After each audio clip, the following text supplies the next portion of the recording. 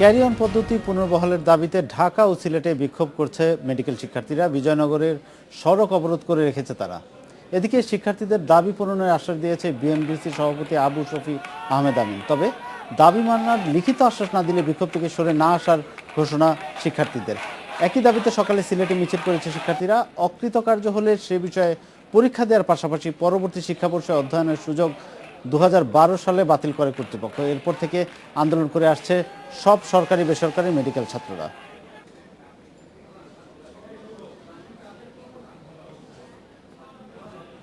এ বিষয়ে কথা বলতে আমাদের সঙ্গে যোগ দিচ্ছেন সহকর্মী খাদিজাতুল কোবরা। কথা বলছি তার সঙ্গে। কোবরা, আমরা জানলাম যে মেডিকেল শিক্ষার্থীরা আন্দোলন করছিল, আন্দোলনের ফলাফল কি এসেছে? কোনো তাদের দাবির কি অবস্থা, দাবি আদায়ের? ঠিক এখন থেকে 5 থেকে 10 মিনিট আগে বাংলাদেশ মেডিকেল এবং ডেন্টাল কাউন্সিলের সভাপতি উনি একটি লিখিত কাগজ দিয়ে গেছে। এখানে লেখা আছে যে মাননীয় স্বাস্থ্যমন্ত্রীর আশ্বাসের প্রেক্ষিতে 2012 কারিকুলামের আওতাধীন 2014-15 ব্যাচের ছাত্রছাত্রীগণ 2013-14 ব্যাচের ন্যায় একাডেমিক কার্যক্রমে অংশগ্রহণের সুযোগ প্রাপ্তির বিএমডিসি প্রচেষ্টা চালানোর আশ্বাস প্রদান করেছে।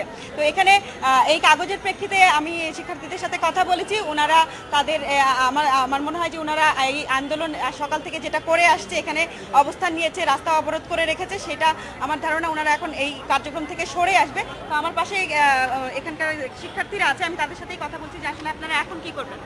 আচ্ছা, আমাদের প্রতিনিধি দল একটু আগে উপরে স্যারদের সাথে আলাপ আলোচনা করতে গেছিল এবং স্যাররা মাননীয় বিএমডিসি সভাপতি স্যার এবং বিএমডিসি মহাসচিব স্যার সহ অন্যান্য স্যাররা আমাদের এই লিখিত জিনিসটা দিচ্ছে এবং আমরা স্যারদের উপর পরিপূর্ণ আস্থা রেখে আমরা ঘোষণা করছি যে আমাদের যে দাবি ছিল যে 2013-14 ব্যাচের ন্যায় 2014-15 ব্যাচও ক্যারি অন পাবে, মানে যে জিনিসটা একাডেমিক কার্যক্রম 13-14 ব্যাচ যেরকম পাইছে 14-15 ব্যাচও সেরকম পাবে, সেই জিনিসটা তারা পরিপূর্ণ আস্থা প্রদান করছে এবং এই আস্থাটা মাননীয় স্বাস্থ্যমন্ত্রীর আশ্বাসের প্রেক্ষিতে তারা প্রকাশ করছে। আমরা মাননীয় স্বাস্থ্যমন্ত্রীকে সম্মান করি, আমরা বিএমডিসি সকল কর্মকর্তা, তারা আমাদের সিনিয়র স্যার, তাদের আমরা সম্মান করছি এবং তাদের সম্মানের প্রেক্ষিতে আমরা ঘোষণা করছি যে আমরা আমাদের আশ্বাস পেয়েছি, আমরা আমাদের দাবি পূরণ হয়েছে এবং আমরা আজকে থেকে ইনশাল্লাহ আগামীকাল থেকে আমরা ক্লাসে ফিরে যাব ইনশাল্লাহ। আমরা যে 13-14 ব্যাচের নেয় 14-15 ব্যাচও তাদের দাবি ফিরে পাইছে।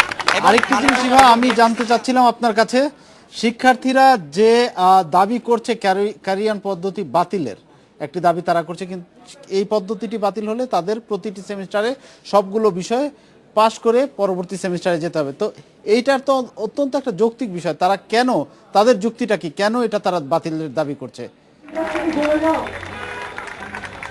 আমি শিক্ষার্থীদের সাথে কথা বলেছি, এখানে তারা মনে করছেন যে মেডিকেলের যে পড়াশোনা তাতে একটা ছাত্র কোনো একটা বর্ষে তারা একটা রেজাল্ট খারাপ করতে পারে, কিন্তু তাই বলে তাদের যে জীবন থেকে 6 মাস তারা কেড়ে নিবে, 6 মাস সে বসে থাকবে, এই জিনিসটা তারা চায় না। আরেকটা বিষয় আছে প্রাইভেট মেডিকেলের ক্ষেত্রে, তাদের এই 6 মাস বসে থাকতে হলে তাদেরকে 6 মাসের আবার নতুন করে রেজিস্ট্রেশন ফি দিতে হবে, পরীক্ষার ফি দিতে হবে এবং 6 মাসের যে আলাদা একটা খরচ আছে তাদের সেইটা আলাদা করে দিতে হবে। তো এই খরচটা তাদের কাছে অনেক বেশি মনে হয়, যেটা আসলে ক্যারিয়ার পদ্ধতি থাকলে তাদের এই আলাদা করে খরচটা নেওয়া হবে না।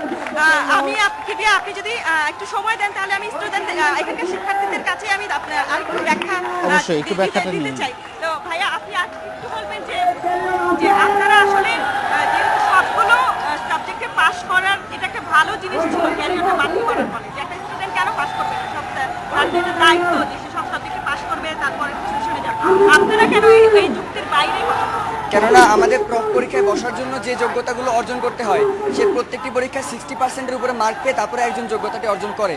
যেহেতু আমাদের 4 প্রফ সিস্টেমে সময় অনেক কম, সুতরাং এখানে 1 মাস 2 মাস বা রেজাল্ট হওয়ার আগ পর্যন্ত যে কোনো দিনই বসে থাকা আমাদের জন্য ক্ষতিকর এবং আমাদের দেশে ডাক্তারের সংকট।